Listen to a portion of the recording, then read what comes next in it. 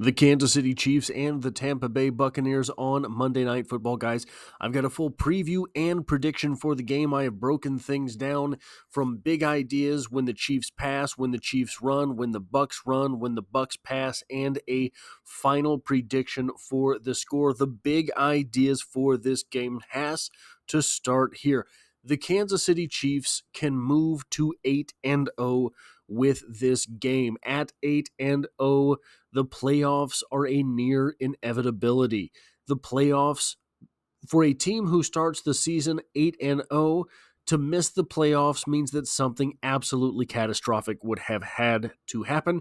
You would have 9 games to win 2, which is basically 10 wins, basically gets you into the playoffs on any given season. It might not this year, the way the field is shaping up in the AFC, but I think it probably would. Of course, the Kansas City Chiefs are not aiming for the playoffs. They're aiming for the 1 seed. And guys, well, things just keep working out in the Chiefs' favor. The Texans just lost.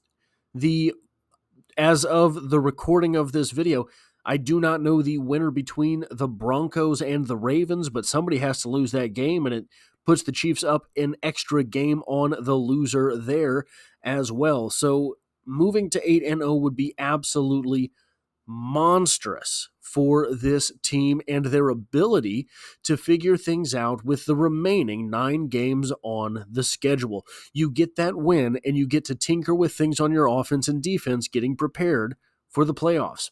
Number 2, the Bucs defense has size up front and speed on the back end. This is a defense that, looking at the constituent parts, it's hard to really imagine why they're not better than their numbers are listed.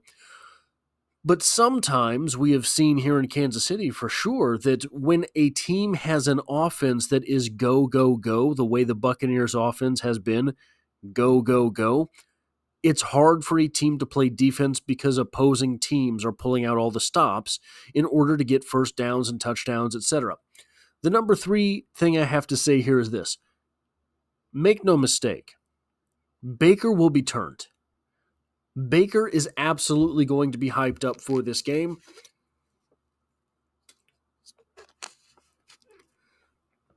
And, pardon me, Baker has grown on me over the years. I like him more than I respect him, but I think he's absolutely going to be on for this game. Pardon me, I apologize. The 4th thing I have to say here is the Bucs have had 4 through 8 games, have had 4 30-point performances, 30-plus point performances, including a 37-point performance, and they scored 51 on the Saints as well. That is 5 games with at least 30 points. I still believe Patrick Mahomes can put up points if he has to. He just hasn't had to. You look at his drives at the end of halves, and you look at his drives at the end of games this season. If he has to have the points, he gets them. These things combined, the Saints scoring so much, in the fact that I think Patrick Mahomes is still that guy, this could lead to a good old-fashioned 2018 style barn burner. And the number 5 thing that I have to say off the top here, absolutely wild, absolutely crazy statistic here for the Saints, or the Bucs. The Bucs have 2,189 passing yards, and they have surrendered 2,191 passing yards. This could be a real live by the sword, die by the sword type of game. Now, moving on to when the Chiefs run, the Buccaneers are 19th in the NFL, having surrendered 1,053 rushing yards, while the Kansas City Chiefs are 20th in the NFL with 855 rushing yards. That said, Derrick Henry went 15 for 169 yards, and Saquon Barkley went 10 for 84. Of the backs that the Buccaneers, have played, those are the 2 running backs who I think most closely resemble the running style of Kareem Hunt. Kareem Hunt has 3 consecutive games with 21-plus carries, however, and is seemingly wearing down. 4 weeks ago, his first game back with the Kansas City Chiefs, he had a 4.9-yard average. 3 weeks ago, he had a 3.8-yard average. 2 weeks ago, 3.5. And last week, just a 2.8-yard average for the Chiefs. A lot of extenuating circumstances, obviously, but it is something to keep in mind. Along these lines, it is going to be interesting to watch Trey Smith versus Vita Vea. Vita Vea is 6'4", 347 pounds, and did 41 reps on the bench press with 225 pounds. Trey Smith eats kittens. So, 6 in one, half dozen in the other. But he will have help. There is a 3-man front for the Buccaneers. They run a 3-4 defense. The Bucs' 3-man front, however, still weighs nearly 1,000 pounds.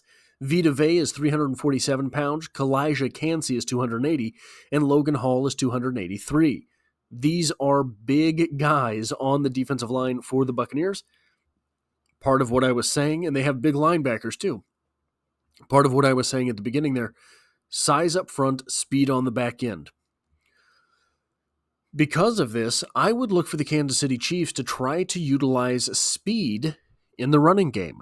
I think they're going to try to give Mecole Hardman and Xavier Worthy some of that end-around stuff, some of that jet sweep stuff, some of those tricky type plays to follow as a defensive end that is basically face up on an offensive tackle. And then you hope, Mecole Hardman and or Xavier Worthy clear the face of that outside linebacker. Otherwise, it could be disaster for those little guys. Now, when the Chiefs pass, the Buccaneers have surrendered 2,191 passing yards, third most in the NFL, and 15 passing touchdowns, the fifth most in the NFL. But they have also collected 21 sacks, so the offensive tackles need to be aware, which is tied for 10th best. Whereas the Chiefs have 1,651 passing yards, which is only good for 20th in the NFL, and 8 passing touchdowns, also good for 20th in the NFL. The Buccaneers, just by the way for what it's worth, have the greatest named defensive backfield in the history of the NFL. Zion McCollum, Tyrek Funderburk, maybe that's Tyreek, I don't know, I've never seen him play to see it pronounced, Tyke Smith, Antoine Winfield Jr., and Jordan Whitehead. Tyrek Funderburk. That's like a Mad Max character. Zion McCollum is 6'2" with a 4.33 40. Funderburk, 6 foot with a 4.40 40. Smith, Tyke Smith, who is questionable, is 5'10" with a 4.46 40. Antoine Winfield Jr. is 5'9" with a 4.45 40. And Jordan Whitehead is 5'10" with a 4.59 40. Obviously, the 4.59 40 stands out a little bit, but it's the only guy in that defensive backfield that is not a 4.4 or better type of guy. Look for the Chiefs, in this case, to use size in the passing game. Travis Kelce, Noah Gray. Is Peyton Hendershot ready to get some reps and some targets? For anyone who didn't hear, Jared Wiley, the rookie tight end for the Kansas City Chiefs, who has been collecting reps on the offense, just not targets or receptions, tore his ACL and is done for the season. I will have a video on the tight end that the Kansas City Chiefs signed to the practice squad and promoted Peyton Hendershot to the regular team later on tonight. So be looking out for that video to drop as well. If the Chiefs can get Xavier Worthy isolated on a linebacker or Jordan Whitehead, the safety that runs a 4.59 40, they will have a speed advantage there. If the Chiefs can get Travis Kelce, likewise, isolated on a safety, he has a distinct size advantage because both of their safeties are on the shorter end, 5'10 or 5'9. The Chiefs also, look at this, McCollum is 25. He's the old stud, at the cornerback position for the Buccaneers. The other two starting corners are 23. Hopkins has some dirty old man tricks that he can pull on the youngsters. Hopkins is a crafty kind of guy, and he is getting craftier by the day. Look, Hopkins should be better for more targets, receptions, and yards than he was last week. I would not be surprised if he has a touchdown this week as well. Well, what about when the Buccaneers run? The Bucs have 1,048 rushing yards, which is 10th in the NFL, but they only have 6 rushing touchdowns. The Chiefs have surrendered 576 rushing yards. That is second best in the NFL. And for rushing touchdowns, I did not put the number, but they are tied for 6. I believe it's 8. They have surrendered 8 rushing touchdowns, which I believe is good for 6th best in the NFL. Chiefs have surrendered 4 rushing touchdowns, which is tied for the 6th best in the NFL. Now, the Bucs listed starter, Rachaad White, is from Kansas City, Missouri, played his high school ball at Central. He is 6 foot tall, 214 pounds with a 4.48 40 and a 40-inch vertical. This is an explosive guy, but I will say that a little bit like the Chiefs with Isaiah Pacheco, the explosive guy hasn't translated to that many long runs. He has 67 carries for 256 yards on the season, good for only a 3.8 yard average. I specified Rachaad White as the listed starter because Bucky Irving has more carries, more yards, and a higher average. He has 76 carries for 395 yards, a 5.2 yard average. He goes 5'9", 192, and a 4.55 40-yard dash. One of those interesting conundrums where seemingly the worse athlete is the better running back. I think that these two guys are basically average running backs. Nothing good, nothing bad. I think that they are average running backs on the NFL level.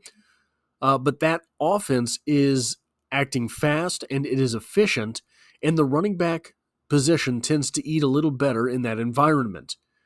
The Chiefs' defense, in my opinion, should be able to hold up against this Buccaneers offense and stop the run, which could bring things crashing down on the passing game.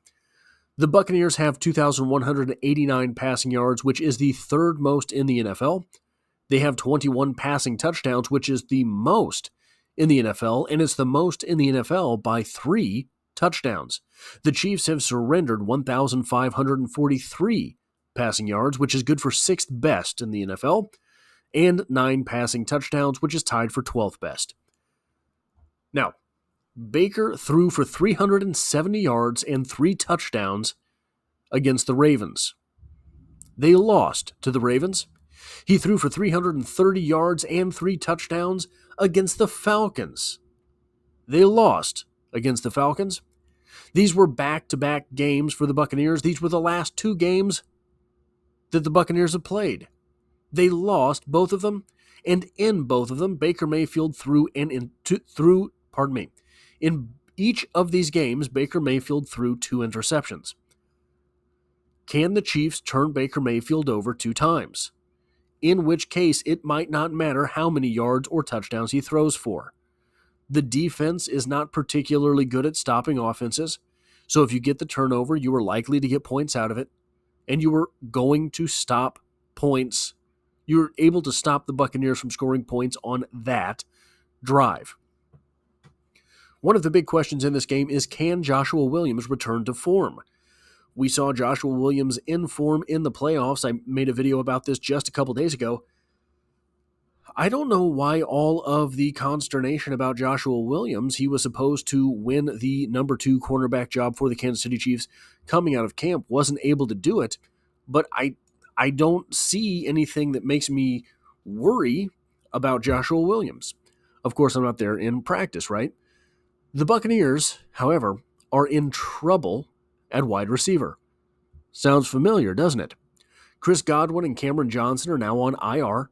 Sterling Shepard and Jalen McMillan are listed as questionable. Mike Evans is out. That leaves 3 younger guys that they have to rely on. Now, they can be interesting younger guys. Pause. Trey Palmer can be dangerous.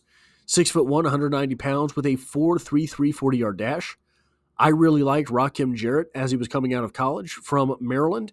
He's 6 foot tall with 192 pounds and a 4.44 40-yard dash. And Ryan Miller is the Justin Watson that the Bucks got when they let Justin Watson go. He's 6'1", 221 pounds and a 4.52 40-yard dash. Also, he went to Furman. Justin Watson went to Penn. Adding to this, Cade Otton, the tight end, is having a good season, and it's getting better as it goes. As Baker Mayfield has lost a few targets, he's pinpointing Cade Otton, and he's getting production out of him. Either last week or the week before, Cade Otton had a 100-yard game. So that is something. The tight end position has been a weakness for the Kansas City Chiefs defense. We will have to see how that goes. Trent McDuffie can certainly eliminate one of these wide receiver targets. How can the other DBs do with the rest of those scattershot wide receivers? Would that be a fair way to say it? Prediction. Look, everything points to this being a barn burner. Everything points to this being the 2018 Chiefs versus Rams game. So I think it's not going to be that at all. Kansas City Chiefs pull it out 27-21. That is all I have for this video. If you like or appreciate what it is that I do here, hitting the like button really does help me out, as it tells YouTube to share this video with other Kansas City Chiefs fans. And if you find yourself here by chance but not design, the Kansas City Chiefs are the only thing I talk about on the channel, dropping multiple videos every single week. I've uploaded a video about the Kansas City Chiefs every day for over 600 days now, and I hope to have you back for the next one.